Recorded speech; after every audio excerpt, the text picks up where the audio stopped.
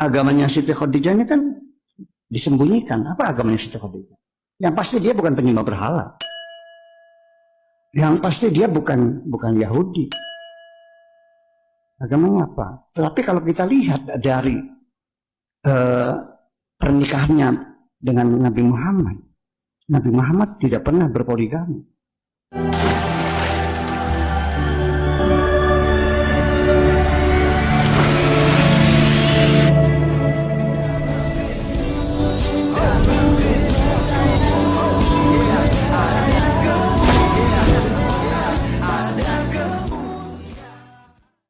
Shalom Alechem Bisem Yeshua HaMashiach. Salam damai sejahtera di dalam nama Tuhan Yesus Kristus untuk kita semua. Pada video kali ini, kita akan mendengarkan Kiai Buya Syakur yang menjelaskan bahwasanya agama daripada Siti Khadijah ini disembunyikan, gitu ya, dirahasiakan. Ya, ada apa penyebabnya? Dan agamanya apa? Yang katanya bukan penyembahan berhala, bukan juga Yahudi, gitu ya. Dan salah satunya yang katanya ketika menikah dengan Muhammad ya tidak poligami. Nah, agama apa yang tidak berpoligami? Ya, agama apa yang dilarang untuk berpoligami? Itu ya agama Kristen, teman-teman sekalian. Ya, jadi sebenarnya gampang sekali ya untuk diketahui hal itu. Dan kali ini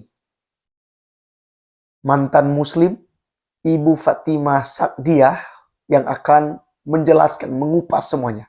Ini sangat menarik teman-teman sekalian, ini mendapat pengetahuan kita, mendapat wawasan kita juga ya tentang sejarah. Ya, oleh karenanya saya mengajak kita langsung untuk menonton dan menyaksikan videonya sampai selesai. Berikut videonya. Agamanya Siti Khadijah ini kan disembunyikan. Apa agamanya Siti Khadijah? Yang pasti dia bukan penyembah berhala. Yang pasti dia bukan Yahudi.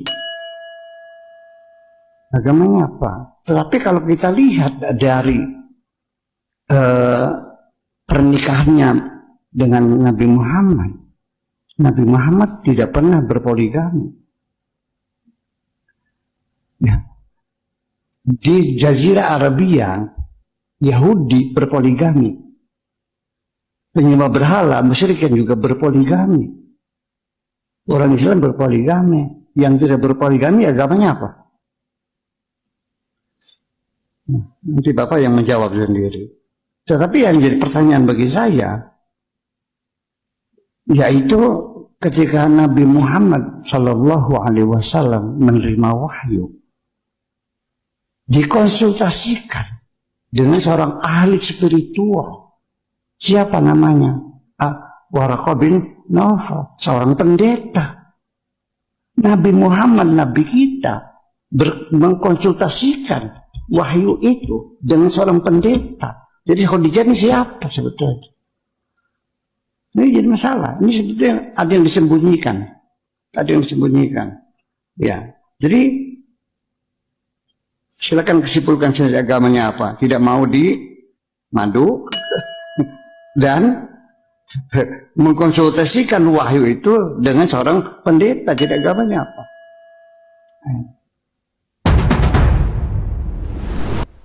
Oke, ini tema menarik ya, teka-teki agama Siti Khadijah yang kita kenal sebagai keponakannya Waraqah bin Nawfal. Yang pertama yang harus kita cermati adalah apa agama Khadijah si janda kaya itu. Waraqah dikenal sebagai seorang penganut agama Nasrani dan dikenal sebagai tokoh dalam masyarakatnya. Maka di sana, Nabi diminta Waraqah bin Nawfal untuk menceritakan kejadian yang dialaminya. Usai mendengarkan Nabi, Waraqah bin Nawfal berkata, "Demi Tuhan yang jiwaku berada dalam genggamannya. Sungguh engkau adalah Nabi umat ini. Sungguh kaummu akan mendustakanmu, mengganggumu, mengusirmu, dan memerangimu." Kemudian, Rasulullah bertanya, "Apakah mereka akan mengusirku?" Waraqah menjawab, "Ya, tidak seorang pun yang datang membawa serupa dengan yang engkau bawa, kecuali dimusuhi dan diperangi orang. Kalau aku mencapai masa itu, usiaku panjang, niscaya aku akan membelamu dengan pembelaan yang kuat." Nah, terjawab ya bahwa Khadijah adalah wanita yang beragama Nasrani.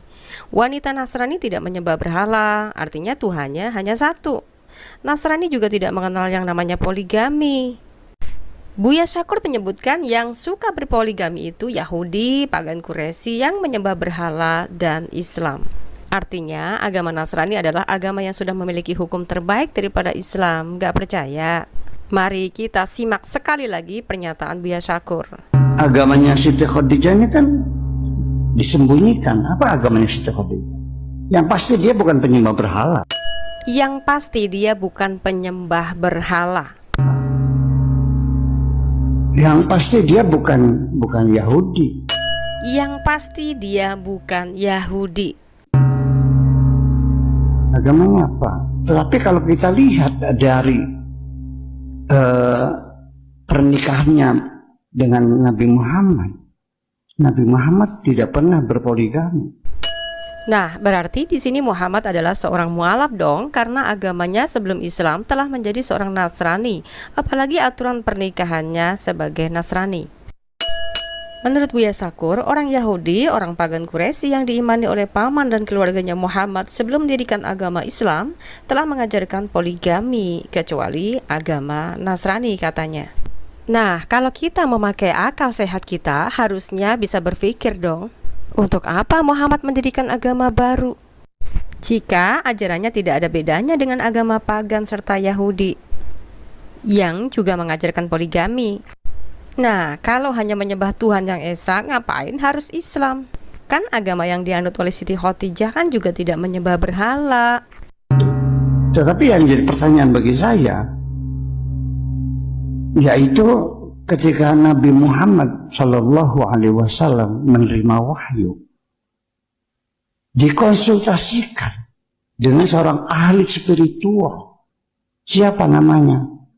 Waraqah bin Nawfal, seorang pendeta. Nah, itu pun benar kenapa Muhammad yang katanya Nabi pilihan Allahnya tapi minta saran pada pendeta.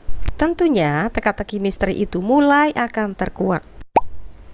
Ada pendapat ulama bahwa Muhammad memiliki gelar ummi yang diartikan sebagian ulama Islam Nabi adalah seorang yang buta huruf dan tidak bisa baca tulis. Sehingga apa yang diceritakan pada si penulis kitab itu dianggap mujizat. Kata Abdul Somad, kalau dia tidak buta huruf bisa dikatakan jiplak cerita orang Nasrani dan Yahudi. Logikanya, kalau sebelum jadi nabi saja sudah menikahi wanita Nasrani dan memiliki hubungan dekat dengan pendeta Nasrani, jelas dia banyak tahu dong cerita tentang agama Nasrani, ya enggak? Jadi kalau Islam bilang gimana gak ajaib coba nabi yang buta huruf itu bisa menceritakan tokoh-tokoh dan nama-nama nabi dalam kitabnya orang Nasrani tanpa nyontek. Nah, yang perlu kita cermati adalah seseorang yang buta huruf bukan berarti dia tidak mampu berbicara dan mendengar ya kawan-kawan ya. Jadi jangan terlalu polos, arahkan seolah-olah kisah ini nyata yang bisa kita raba dan kita lihat sekarang. Analisa pertama, sebelum mendirikan agama baru Islam, Muhammad telah menikahi Khadijah yang beragama Nasrani dan bukan penyembah berhala. Karena selama 25 tahun Muhammad mengikuti agama leluhurnya serta orang tuanya dan pamannya Abu Thalib sebagai penganut pagan Quraisy penyembah berhala. Setelah menikahi Khadijah, Muhammad berusia 25 tahun menjadi penganut Nasrani serta pernikahannya pun dengan cara Nasrani. Kemudian mendapat wahyu ketika Muhammad berusia 40 tahun. Jadi Muhammad sempat menjadi orang Nasrani selama 15 tahun. Nah, logikanya selama 15 tahun Muhammad hidup bersama Khadijah dengan keyakinan yang sama. Pertanyaannya, apakah selama 15 tahun ketika Muhammad menjadi Nasrani nggak pernah belajar kitabnya orang Nasrani? Seandainya mau dibilang buta huruf pun kan pastinya suka mendengar khotbah pendeta Waraqah bin Nawfal dan dari Khadijah sendiri dong. Coba tanya orang yang mungkin buta mata ketika dia mendengar suatu cerita, dia bisa kok menyampaikan kembali ke orang lain. Selanjutnya, analisis yang kedua. Nah, kalau bicara logika dan bukan cerita fiksi, tentu alur ceritanya kan nggak kepotong-potong gitu. Tentunya ada kronologi peristiwa dan lain sebagainya. Nah, sementara Muslim selama ini hanya mengetahui cerita singkatnya saja, bukan? Nih contohnya, hanya tahu bahwa Nabi itu buta huruf, hanya tahu bahwa wahyu yang diterima itu wahyu Allah secara langsung, hanya tahu bahwa Al-Quran adalah mujizat terbesar Nabi. Kebanyakan hanya itu tanpa mencoba menghadapkan cerita ini berdasarkan peristiwa nyata atau sekedar cerita belaka. Analisa saya yang ketiga, kalau di masa hidupnya Muhammad masih ada penganut Nasrani, tentu kitab yang dianut oleh Nasrani dan Yahudi masih ada dong. Hal sepenting ini kenapa tidak pernah diungkapkan pada jamaah awam supaya ketika mereka beriman tidak sekedar ikut-ikutan. Nah, pertanyaannya juga ya, kenapa umat Islam seolah-olah tidak pernah mau tahu tentang sejarah nabinya ini sesuai kronologis dalam TKP-nya serta bukti jejak-jejaknya yang bisa kita cerna sampai sekarang ini. Masa ujuk-ujuk tiba-tiba ke Gua Hiro ngapain, Pak? Terus pulang-pulang dalam keadaan takut dan gemetar bilang kalau dirinya ketemu makhluk yang menakutkan. Dan anehnya yang saya tangkap juga adalah kenapa justru Warokoh yang memastikan dia bahwa dirinya telah dijumpai malaikat. Harusnya malaikat itu terlebih dahulu memperkenalkan diri bahwa dirinya adalah utusan Tuhan dalam misi pengutusan. Contoh, ini kronologi malaikat yang datang kepada Maria dalam Alkitab ya. Lukas 1 ayat 28-30. Ketika malaikat itu masuk ke rumah Maria, ia berkata, "Salam hai engkau yang dikaruniai Tuhan menyertai engkau." Maria terkejut mendengar perkataan itu, lalu bertanya di dalam hatinya, "Apakah arti salam itu?" Kata malaikat itu kepadanya, "Jangan takut, hai Maria, sebab engkau beroleh kasih karunia di hadapan Allah." Jadi damai cara datangnya, bukan malah bikin takut. Mari kita lihat dalam peristiwa wahyu turun ke Muhammad ya. Dalam hadis riwayat Bukhari 4572, saat beliau berada dalam Gua Hiro, malaikat mendatanginya seraya berkata, "Bacalah." Maka Rasulullah SAW menjawab, "Aku tidak bisa membaca." Beliau menjelaskan, "Lalu malaikat itu pun menarik dan menutupiku, hingga aku pun merasa kesusahan. Kemudian malaikat itu kembali lagi kepadaku dan berkata, 'Bacalah.' Aku menjawab, 'Aku tidak bisa membaca.' Malaikat itu menarikku kembali dan mendekapku hingga aku merasa kesulitan. Lalu memerintahkan kepadaku untuk kedua kalinya seraya berkata, 'Bacalah.' Aku menjawab, 'Aku tidak bisa membaca.' Ia menarik lagi dan mendekapku ketiga kalinya hingga aku merasa kesusahan. Kemudian malaikat itu pun menyuruhku kembali seraya membaca, 'Iqra bismi rabbikal ladzi khalaq.'" Nah, jelas dari sini saja pasti muncul spekulasi kenapa proses pewahyuan yang didapati oleh Muhammad ini terkesan mengerikan. Ditambah lagi kronologis peristiwanya terjadi penekanan sehingga Muhammad mengalami kesulitan bernafas dan berkata, "Aku tidak dapat membaca." Tentu timbul pertanyaan baru tentang perkataan Muhammad tidak dapat membaca ini penyebabnya apa? 1. Karena tekanan Jibrilnya, atau 2. Benar-benar buta huruf. Dan kenapa juga Muhammad hobinya masuk ke tempat gua-gua gitu ya? Ini bukan kata saya, tapi hadisnya. Beliau selalu pergi ke Gua Hiro.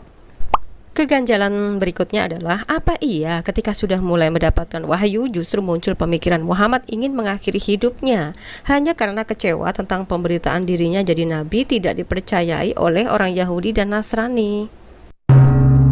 Maka barangkali kamu akan membunuh dirimu karena bersedih hati setelah mereka berpaling.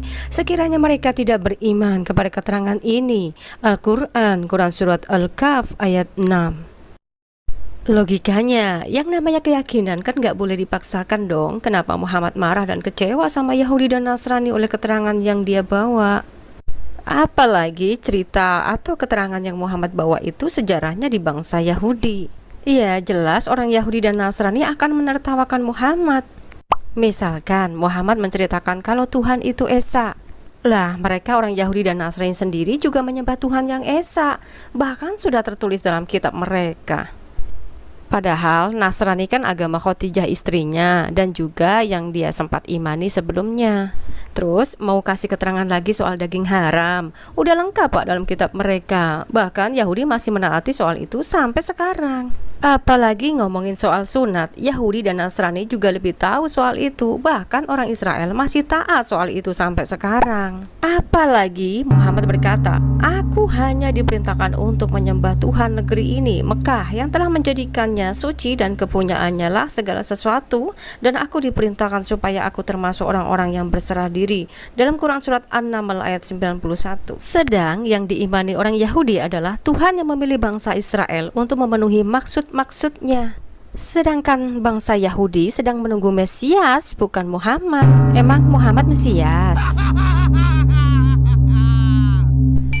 Analisis berikut yang mesti dicermati adalah Kenapa kenabian Muhammad dalam wahyu pertama itu diakui oleh Waraqah bin Naufal sebagai pendeta Nasrani? Secara logikanya saja, ketika Muhammad mendapat wahyu kan pendetanya masih ada, otomatis kitab sucinya juga masih ada dong. Kemudian jadi tanda tanya dong, kenapa justru Muhammad sudah jadi nabi dan memiliki pasukan yang amat banyak, kitab Nasrani dan Yahudi tiba-tiba difatwakan hilang atau dirubah gitu, kenapa ya? Biar bukti bahwa Muhammad itu sudah dinubuatkan dalam kitab Taurat dan Injil beneran ada gitu loh. Bukan malah dituduh hilang lah, dirubah lah. Ya gimana ahlinya kita bisa mengakui bahwa Muhammad adalah Mesias yang ditunggu-tunggu itu? Karena yang ditunggu-tunggu oleh orang Yahudi itu sang Mesias, Pak, bukan seorang nabi. Nah, ini penting sekali untuk direnungkan. Kitab Taurat kan bahasa Ibrani, sedangkan Injil kan bahasa Yunani. Dan yang ngerti bahasa itu kan mereka sendiri, orang Yahudi dan orang Nasrani, bukan orang Arab. Kalau ternyata Yahudi hanya menunggu Mesias, kok situ maksa nunggu nabi? Oke, teman-teman sekalian, itulah videonya dan penjelasan daripada Ibu Fatimah dan juga dari Kiai Buya Sakur. Ini luar biasa sekali teman-teman sekalian, bahwa ternyata ada sesuatu hal yang menurut Kiai Buya Sakur ada yang disembunyikan mengenai agama daripada Siti Khadijah, keponakan daripada Waraqah bin Naufal tersebut.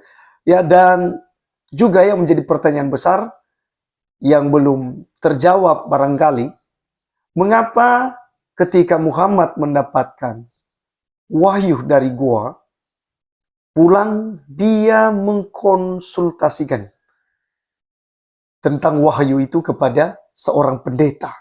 Ada apa di balik itu semua? Dan tadi sudah dipaparkan oleh Ibu Fatimah Sakdiah, dan kiranya itu boleh menjadi berkat buat kita, menambah wawasan buat kita. Ya, mari kita tetap belajar agama dengan baik. Jangan kita sibuk untuk menghina orang lain, menjelekkan orang lain. Tapi mari belajarlah agama kita sendiri.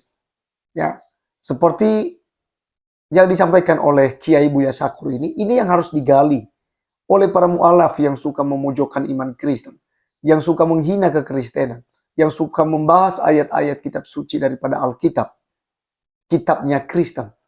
Berhenti, dan sekarang Anda fokus untuk membahas tentang sejarah kenabian daripada Nabi Anda, dan juga ayat-ayat kitab suci Anda saja.